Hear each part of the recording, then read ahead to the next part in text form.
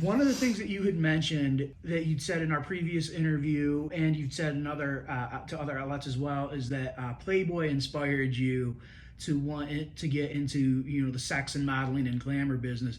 Do you by chance remember that the specific issue that you saw at age 14 and who the cover girl was, or who the centerfold was, or any specifics like that? Um, Not particularly. I do remember the first porn that I watched. I don't know if it was Playboy produced or not. But I think it had to do with more like the classy version was, Playboy was classy. But the very first video I remember watching was Ginger Lynn Dance of the Dongs. I don't know who produced that or anything like that. It was on VHS. And the very first, I saw so many magazines, like whether or not they pointed like the one thing I do remember from one of the articles were those cute little white lace socks that were like folded over, and like the girl had like the landing strip, and obviously she was blonde and all those things. The articles I do kind of remember sometimes, like the jokes and the columns and stuff like that that would be in that part. But like Tara Patrick, Janine, I feel like she was probably more when I was actually watching the hardcore stuff. She did a lot of like girl, but I cannot remember. Yeah, I learned about Janine because she was on the cover of the Blink-182 album. So I didn't even put two and two together until later on about the Janine, and actually that I had been watching her porns from the whole get-go, because Pirates had come out, I think, much later. 2005. After that. Okay, yeah, much later than that. That's when I remember, like, when Blockbuster still existed and walking through Blockbuster, and they had like the rated R version of it versus it being the actual like rated X version of the Pirates, and it being on display. It was like the big news, big CGI, all these effects, all this stuff, and porn that they didn't used to have before. If I'm not mistaken, that was the first adult film that had a budget of over $1 million. Is that correct? Yeah, it was just all these like record-breaking feats. And Marcus London was in that, and that's my porn dad, and that's what I was talking about that. So I met Marcus London through that movie before I'd even gotten in and met him in real life. Speaking of producing content, for those who might not be familiar, what exactly are custom videos? What does that process entail, and what is that fans can engage with or inquire about? I think maybe that there's always been that. I'm sure people have been ordering that. Customs is just like abbreviation of a customized film, something where they ask for their specifics, whether it be say their name, do a certain position, wear a certain color outfit. Where I've had everything from this one that I did where he wanted me to be fully clothed and do a strip tease, but wanted it to be like tight fitting jeans that you have to like peel off, and tie with the heels, and like they're making these customizations. It's detailed, so you could like a certain niche of thing, and you can Google and search, put it in all the specifications that you want. But if it doesn't exist and you want to see that particular girl do that, you go and place those orders for however many minutes, and doing all these however many types of events, words, activities. Like there's so many different types of things that you can change to it. Kind of like ordering a car. Do you want the red exterior with the camel interior? Do you want this? Do you want the moonroof? Do you want the I've seen footnotes saying, make sure you have the budget. It requires, this type of set, fully produced scenes, and not just, moan and say my name. Those are the emails that I get where they are like, oh, how much for you to, shoot a girl scene that's, an hour long with Kira Noir, blah, blah, blah. And I was like, well, I've never shot a girl scene that's an hour long anyways, because there's only so much we can do. And then I have to pay Kira Noir's rate. I need a shoot location because you want this whole stepmom monologue thing, maybe that sniffing panties. So in my room with my laundry, so now I have to make like, the bedroom with the laundry basket full of stuff with, bras and panties in it, and someone with that's my POV talent, that's, using the camera, going through the, like, they have literally an entire novel, but then they're like, oh, I thought you could just do it for like a couple $100. And it's like, no, my customs through OnlyFans are $100 a minute, because again, OnlyFans takes 20%. Yeah. And then whatever the other costs are to actually produce it for me to get any type of profit. But private email things, I guess guys just don't grasp what really goes into it. Like when I get my hair and makeup done, that's gonna cost $200, like at minimum, to do that. Whatever particular outfit that you're requesting, if I don't already own it, that's gonna go into that budget part. However many talent that you want into it, that's gonna go into the budget. The location, that's gonna go into the budget. Paying the people, I won't be able to get away with that, because if I'm owning the content, I can't make it be a content trade. Content trade means that other person is owning the scene as well. I can't do that. I have to have exclusive rights to this stuff when I'm doing that. So I have to pay the person their rate, and I can also be starring in the scene. That's how I'll be making the profit from that. But there's videography, there's editing, the list goes on. And it's just, if you want some amateur shit with my phone, by all means, you're gonna go get that on OF for that kind of custom rate. But other people, I'll get these elaborate emails, and I'm like, well, you know what? Already off the top of the budget, it's gonna cost you about $2,500. So they're like, oh, I thought you could just like, just do it for like $300. This one guy wants me to pretend like I'm having a threesome with him and his girlfriend, and I was like, okay, am I supposed to play make-believe? Because unless I'm hiring another girl, I bought the fake male torso to act as the guy, to be the POV. I could lay that down, the sex toy. But I'm like, how am I need another girl. Unless I'm paying this girl to do this. Or I'm just gonna buy another sex doll. I don't know. I need to buy a blonde sex doll now. Another thing I wanted to ask you about, because you do interracial content. We don't call it interracial anymore now, because I'm also not white, so everything I do is interracial. Yes, very true.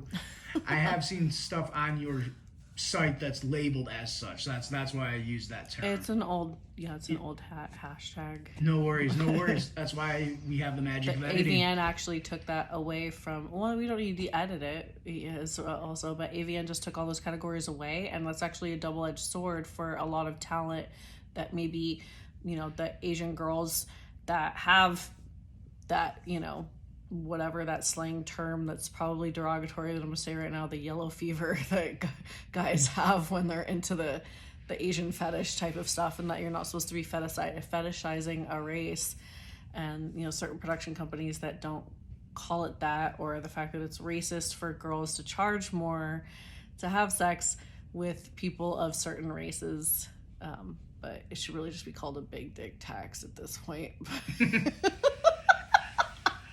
Well, I bring that up because one of the first pieces I ever wrote about adult entertainment was about that particular subject and the topic of race. And I was curious how you think pornography has affected race relations. It still exists as long as there are people that sit there and keep it in a fetish, the whole like BBC cuckold and hot wifing, where it's,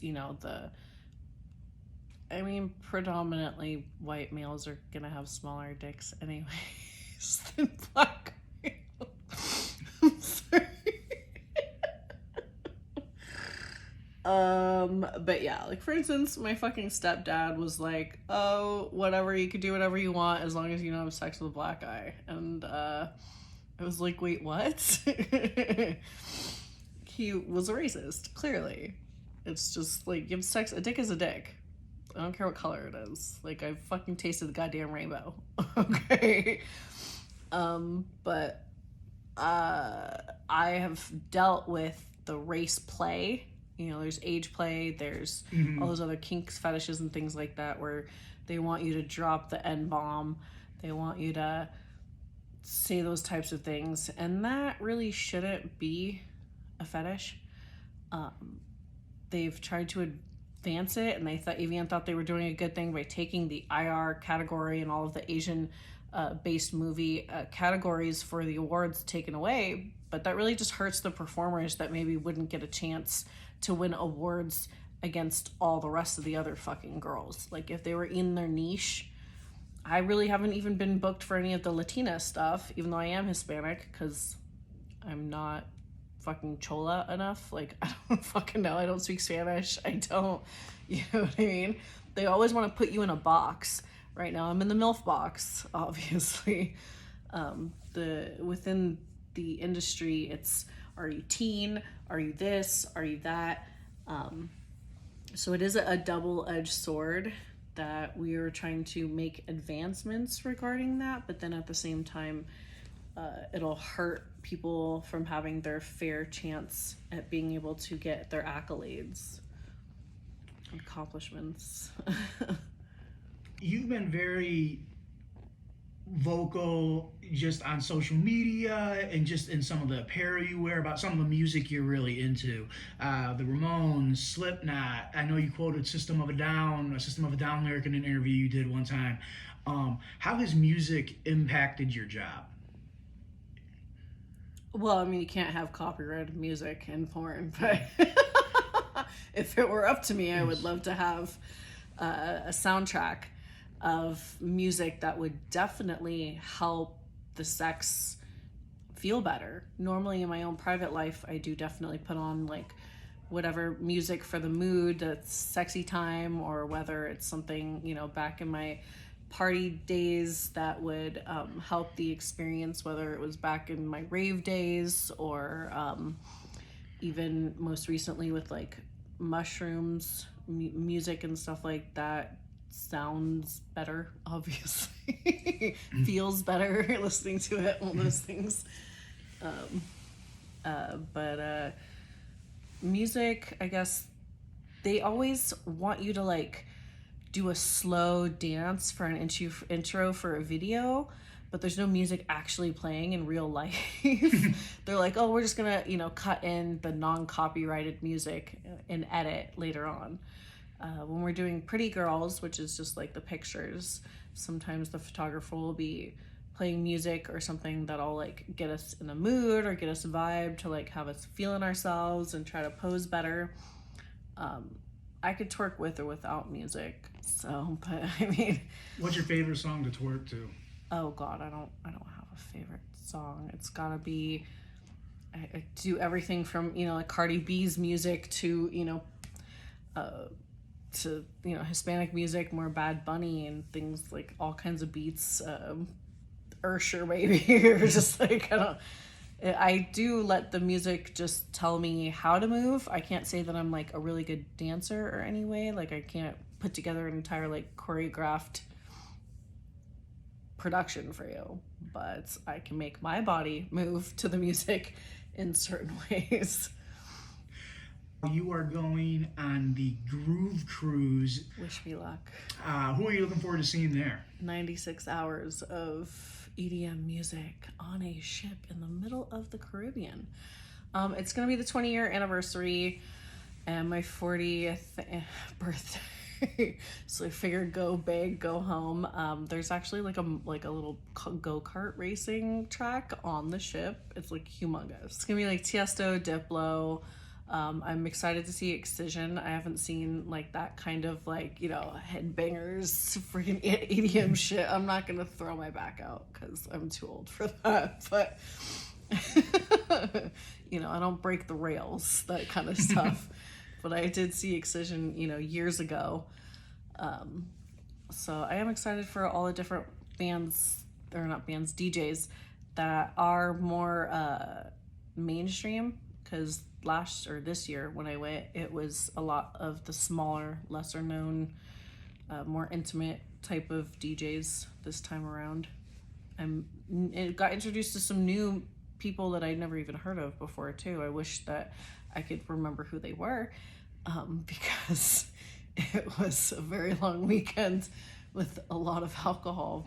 You had mentioned before working with the Free Speech Coalition and participating in certain marches for them and so forth. Can you please elaborate on that and what some of those causes were? Okay, so that was when Hillary and Trump were running for president, and it was Prop 60, which was like that OSHA regulated thing about like condoms in porn. And as someone who has been personally afflicted from attempting to shoot porn with condoms being used, and it was a nightmare, it actually tears me up inside more, and I'm worn out from attempting to try to shoot a porn with a condom. Like I did a cam show one time with Prince Joshua, and even though the condom was his right size condom, the holding the positions open for the camera for you guys to see, and the poses and all that stuff that we have to do, condoms are not meant for porn sex. Like I was literally up there fishing out pieces of like broken condom because it just shredded.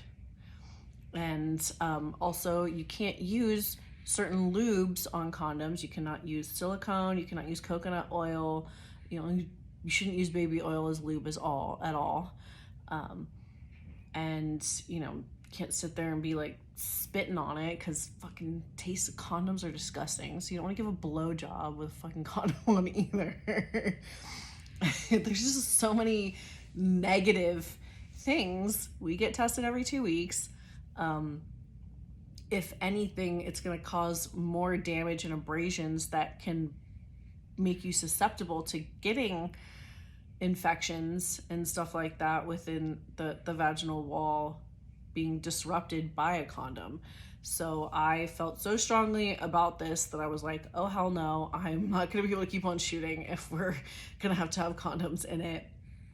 I participated in that, went to do like the canvassing for kind of like support and stuff like that with the registered voters, doing the marches in Hollywood. We had a few events. I mean, this was a while ago. I feel like I want to say it was like 2016. That's when that election would have been, yeah.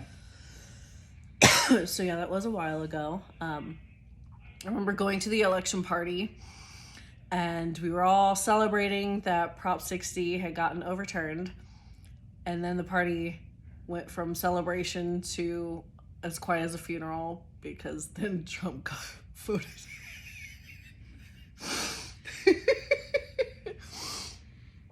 And there's a lot of people that felt some type of way about that. He did what he did. The only thing that was pissed off about that did also affect our work was the whole FOSTA SESTA thing.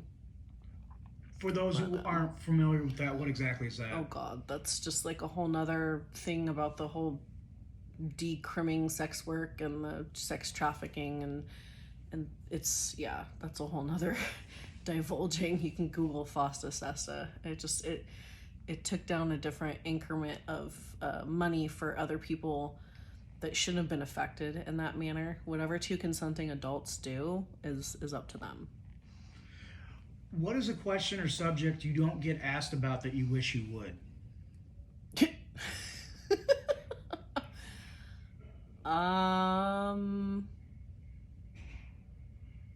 Wow, that's I don't know. I guess that's a good one though. Floor is yours. Because I can't think about what someone else would want to know about me. I think any question that hasn't already been asked, as I explained about redundancy in types of interviews, or even just asking questions of people that do my job in general, just seems like there's run-of-the-mill. Mm-hmm. And I think the more unique the question, the better. And that question in and of itself was apparently unique enough. what's the biggest misconception people seemingly have about you? Not necessarily you or like pornography in general, but just you as a performer, as an adult entertainer, personally. I don't know what other people think about me because I don't care. That's and the best answer. Probably. I'm sure I'm on people's no list, but I do not have a no list because I do not say no to money. And cash rules everything around. You know, okay. Cream, get the money, dollar bill, y'all. No, it's just, I have goals, and normally, you know, there's a lot of this industry has to do with like egos and pettiness, and I just don't care. Like, I was born and raised in Los Angeles. These people come in from the Midwest, think they're going to be the next superstar. You see them, they get so full of themselves, they rise up, and you know, be careful, because the faster you rise up into the spotlight, the harder you're going to come back down again. And those people that you stepped on to get there, be careful, because you're going to have to look them in the face again when you're on your way back down. So it's about, I try to stay humble. I have ruined a lot of friendships, relationships, and work associations because of drug and alcohol abuse. I'm not going to sit there and try to be like, oh, I want to make amends, because if people have already made their decisions about me, they've already, you know, I'm sure there's whispers, there's wherever there is, because the whole world is high school. But there's no redos, and as long as you're, I guess, showing improvement in your life and accomplishments and not just sitting in a stagnant swamp, then, I mean, as long as the check's cash, who fucking cares? Speaking of that, to the individuals that say they're your biggest fan but don't pay for shit and view your content via tube sites, what do you have to say to them? Was the eye roll audible? Could we need to read? No, I'm kidding.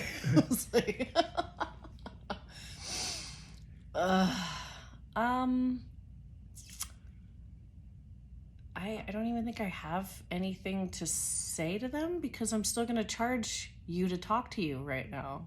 So I don't even have anything to say, because no response is a response. Because all they do is fill up my DMs. Reply me. I'm #1 fan from Indonesia, Taiwanese, whatever, something fucking third world country, blah, blah, blah, blah, blah.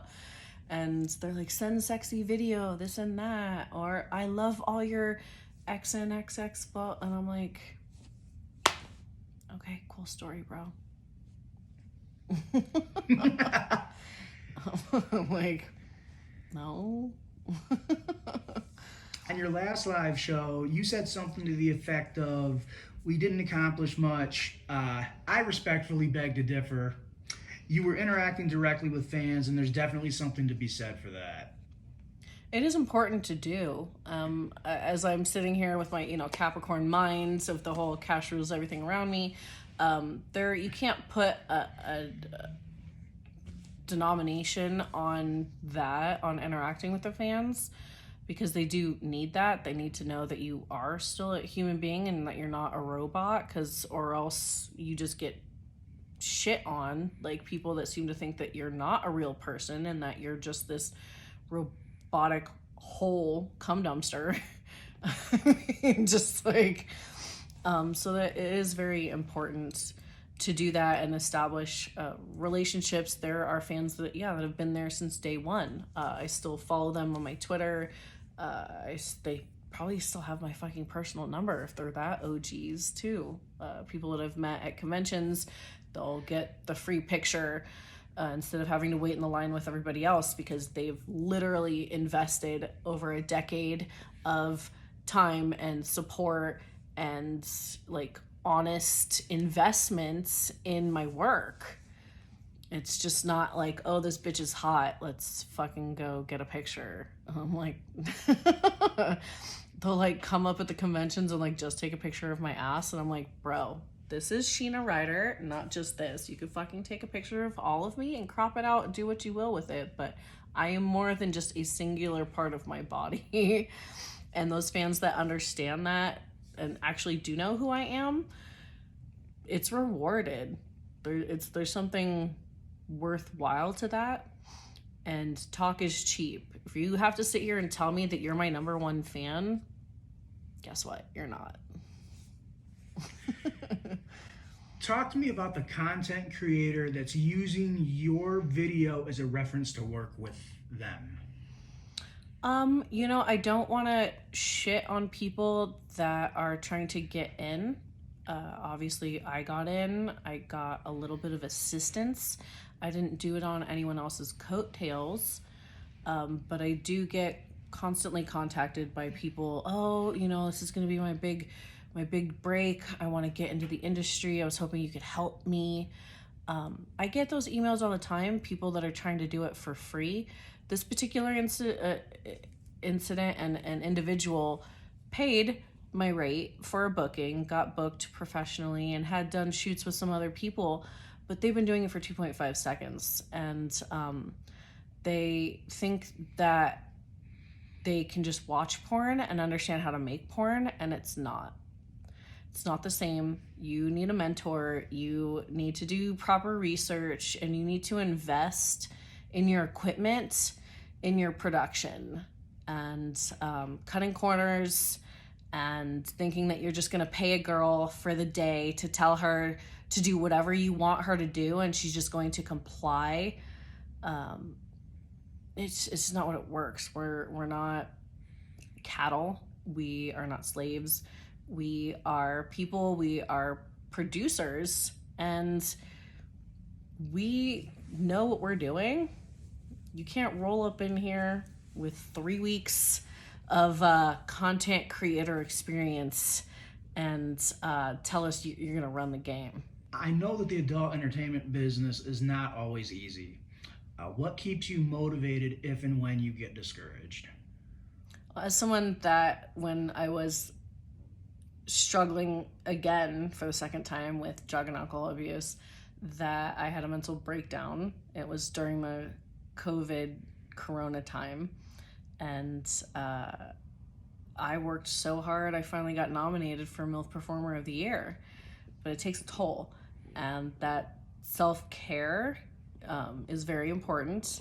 Being able to separate work from home, and understanding that even though you're given all these crazy roles and all of these insane niche fetish type things, don't agree to do anything that you really don't want your name behind, and stand up for yourself. And I guess, with regards to the industry and motivation, I think my own personal goals are what drive me to continue to go every day, but wanting to have fun, like with my coworkers that I've known for a long time, other people that have been in for at least a decade with me or around that time frame, people that I get along with. I know I'm gonna have a good day on set when I'm booked with other people that know what the fuck they're doing.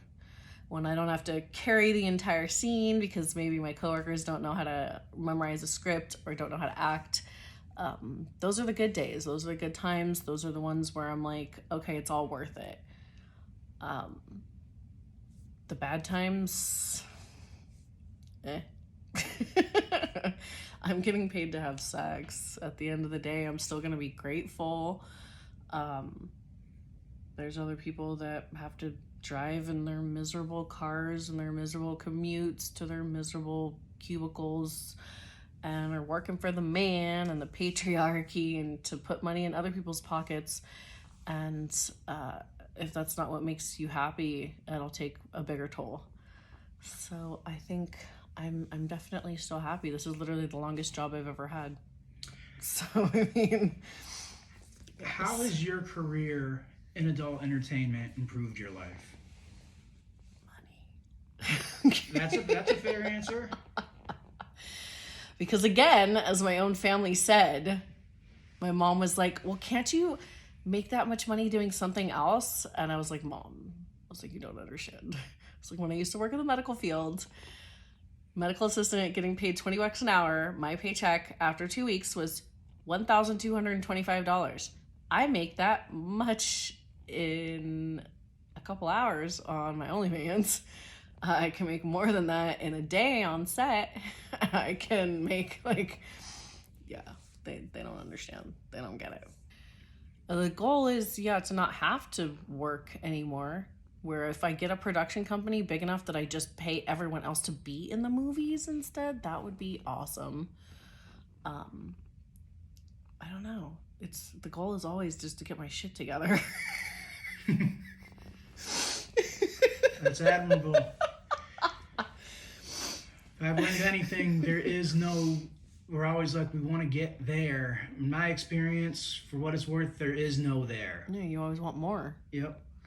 My things to do list gets longer the more I cross shit out, and then the more things I add to. I'm like, oh look, now there's space for this. And in an interview you did a few months ago with Big Trey and Brianna Diamond, you had alluded to the possibility of perhaps motherhood. Is that something that you see working into your plan, and does that work within your goals? If I I think I kind of might have found a surrogate already.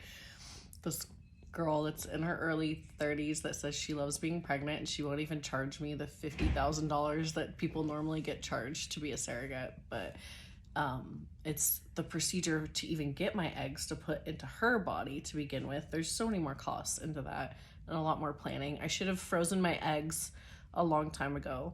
I'm about to be 40. After 35 is considered a geriatric pregnancy. So you're already at risk. And then it's like, why do I want to do that damage to my body? Which is why like all these other famous people have surrogates also, because yeah. Or adopting, or just all these other factors. I feel like that's something that I would like to do. I would like to have a little mini me. If I don't, I'm sure that's just going to be one of my deathbed regrets. I don't know. I know we have talked a lot. We've covered a lot of different subjects. Is there any particular area or topic that you want to delve into more? Just a general thing about trying to deal with the stigma, I think, is probably going to be my next mission. But you can't reinvent the wheel as long as there's all these religious extremists that are trying to Bible beat, and all these Andrew Tate fuckheads that are trying to be like, oh, women's supposed to be submissive, blah blah blah, and being a sex worker isn't conducive to, you know, a man's ego and yada yada, and just all this fucking like brainwashing is what it is. A man telling a it's just woman fucking what to brainwashing. Do. Yeah. The people that, you know, like all that shit. And so it's like, you know, porn stars are people. Do not put sex up on a fucking pedestal. It's a hobby. It's not a fucking statement of who you are. If you're a virgin, honestly, I mean, I envy you, and I also feel bad for you.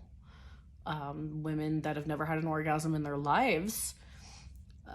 I'm lucky enough to have clitoral, vaginal, and anal orgasms. What are you fucking waiting for? Dudes that are too insecure to have any type of like prostate stimulation or anal play. God didn't put that G-spot in your fucking butthole for nothing. Like, it's not fucking gay. There's just so many things that are wired incorrectly about sex and sex work that's why so many Americans are on fucking antidepressants, and that's why the divorce rate is so high. And I could go on and on, but we are not the problem.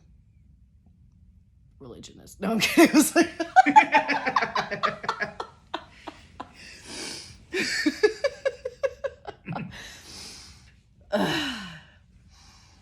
I'm seeing.